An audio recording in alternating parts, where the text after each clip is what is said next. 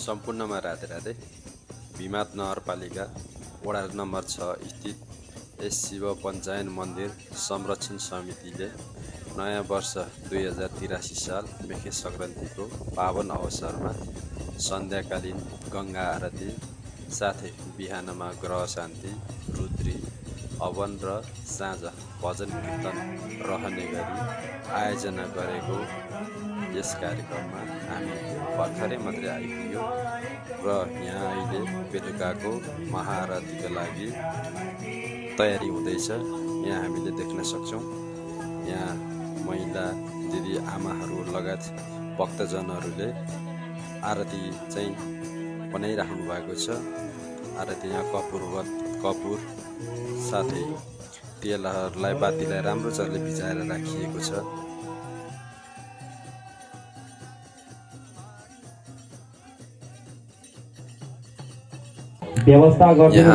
भक्तजनहरू आउने क्रम जारी छ। यहाँ हामीले देख्न सक्छौँ विभिन्न सङ्घ संस्थाका प्रतिनिधिहरू, व्यापारीहरू, बुद्धिजीवी वर्ग, समाजसेवी वर्ग, युवा टोलीहरू देख्न सक्छौँ।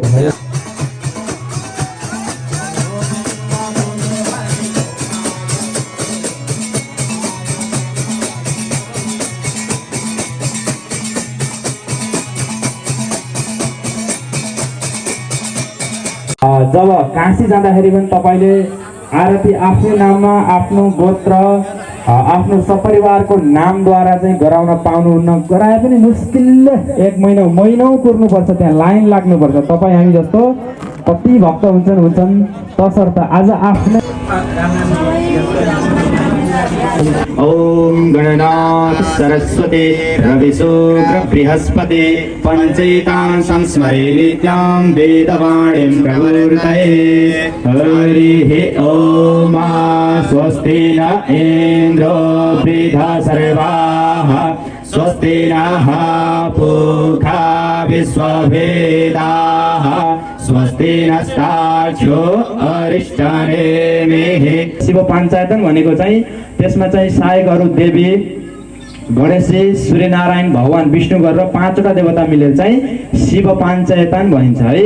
हो यो मन्दिरमा आउनाले चाहिँ राधा कृष्ण राम जो भने भगवान यहाँ चाहिँ विष्णु नै अवस्थित हुनुहुन्छ है, एउटै स्वरूप हो। त्यसैले पूजा आजा अर्चना गर्नाले चाहिँ हाम्रो बुद्धि विवेक बहुत एकदम सत्कर्म हुँदा पनि जब तपाईँ अहिले घरमा हुन्छौँ, हामी कहीँ कतै जान्छौँ, कति टेन्सन हुन्छ मान्छेलाई है।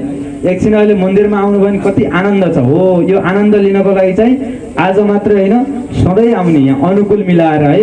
पेट पनि पाल्नै पर्यो, पाल्न चाहिँ काम कर्म गर्ने, बेलुकातिर आउने, आफ्नो चाहिँ जुन विभिन्न किसिमका विकट बाधाहरू छन् त्यो चाहिँ फुकाउनको लागि यहीँ आउनुपर्छ। ल हेर्नुहोस्, जय श्री राधे। त्यसैले जुन यो आरती हुँदैछ आज, जुन समिति हुनुहुन्छ यो शिव पञ्चायतन मन्दिरको, उहाँहरूलाई चाहिँ धेरै धेरै कृतज्ञ प्रकट गर्दै म तपाईँ हामी सबैले गर्नुपर्छ। किनकि यत्रो श्रृङ्गारिक महाआरती हेर्न पोखरा जानुपर्छ, काठमाडौँ जानुपर्छ, तर आज यहीँ माथि थुम्कोमा चाहिँ उहाँहरूले आयोजना गरिदिनु भएको छ।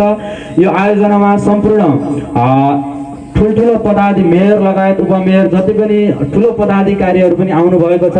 उहाँलाई पनि भगवान श्री पञ्चायतन देवताले सत्कल्याण गरून्, सत्मार्गको बाटो देखाउन् भन्दै, सत्कर्ममा सधैँ आस्था जाग्ने बनाउन् भन्दै भगवान श्री शिवजीलाई म चरणमा पर्दछु, भगवान शिवजीको। त्यसै गरी यहाँ आयोजना गराउने समितिलाई पनि धेरै धेरै धन्यवाद दिँदै सत्कर्ममा लाग्न पर्दछ। यो श्रृङ्गारिक महाआरतीको चाहिँ विशेष पुण्य लाभका लागि जति पनि भक्त सज्जन महानुभावहरू उपस्थित हुनुभएको छ, सम्पूर्णमा पुण्य प्रदान गर्नुहुनेछ भगवान श्री सामसदास शिवजीले। यस्तै प्रकारले जति पनि अत्र तत्र सर्वत्र छरिएर बस्नु भएको छ, जो आइपुग्नु भएको छैन, भात पकाउँदै हुनुहुन्छ या दालमा सिटी लाग्दैछ भने ग्यास बन्द गरेर फुक्क आइहाल्नु। यस्तो अवसर फेरि मिल्दैन।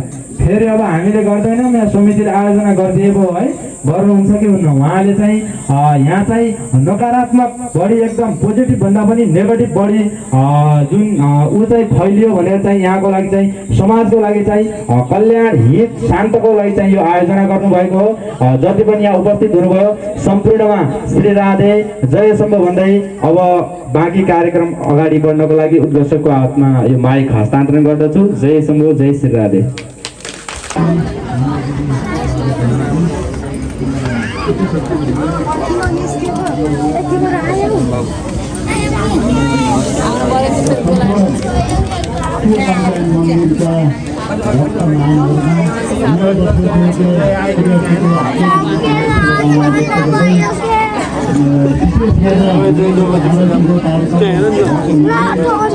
म यहाँ आएर कुनै पनि कार्यक्रम समाप्त असल दिनु होला हाम्रो कार्यक्रम सकिसकेपछि मन्दिरले महाप्रसाद बाँड्ने कार्यक्रम भएको हुनाले सबैजनाले महाप्रसाद लिएर मात्रै आफ्नो घर जान अनुरोध गर्दै कार्यक्रम निरन्तर अगाडि